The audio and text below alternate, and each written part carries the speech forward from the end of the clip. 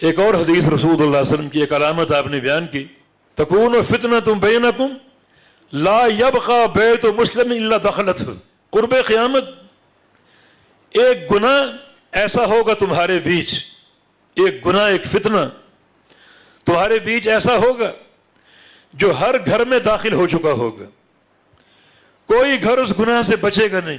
آئیے سوچیں، کوئی ایسا گناہ ہے جو آج ہر گھر میں موجود ہے بلکہ اللہ کے گھروں میں بھی داخل ہو چکا ہے؟ ایسے بہت سے گناہ آپ کو دکھائی دیں گے، لیکن خاص طور پہ دو گناہ۔ ایک فتنہ تصویر، کوئی گھر اس سے محفوظ نہیں ہے، اور اگر کوئی احتیاط کرتا بھی ہے تو کرنسی نوٹوں اور شناختی کارڈ کی صورت میں اس کے گھر میں بھی تصویر موجود ہے۔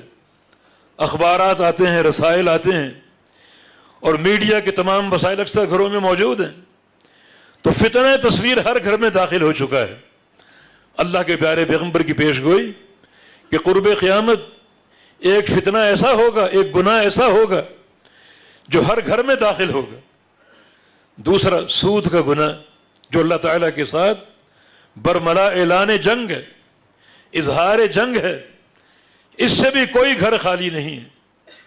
ایک شخص اگر خود سود سے بچتا ہے اور سود سے بھاگتا ہے تو اس کے ناک میں سود کا گرد و غبار ضرور داخل ہوتا ہے۔ یہ مسجد آپ کے سامنے ہے، یہ لائٹیں، یہ پنکھے ہو سکتا ہے ایسی کمپنی سے لیے گئے ہوں جن کا کاروبار سودی ہو، تو سود سے بچنے والے بھی اس کی گرد و غبار ضرور پائیں گے، اور یہ فتنہ بھی ہر گھر میں داخل ہو چکا، اور کوئی گھر اس سے بچا ہوا نہیں ہے۔ تو الغرض نبی علیہ السلام کی پیش گوئی کہ قرب قیامت ایسا وقت آئے گا کہ ایک معصیت جس کا لوگ ارتکاب کریں گے وہ ہر گھر میں داخل ہو چکی ہوگی۔